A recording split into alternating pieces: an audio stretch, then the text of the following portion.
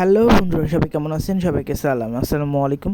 আশা করি ভালো আছেন। আজকে আমি যে বিষয়টা নিয়ে আপনাদের সামনে এসেছি সেটা হচ্ছে আমরা প্রতিদিন ফোন ইউজ করি, বাট আমাদের অনেক ডাটা সেভ হয়ে যায় যেগুলো আমাদের প্রয়োজন নাই। ডাটা স্টোরেজ ফুল করে, পার্সোনাল ডাটাও সেভ করে রাখে।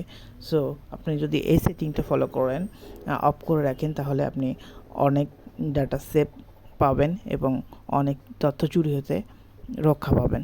চলুন দেখা যাক কী করবেন। প্রথমে সেটিংসে আসবেন।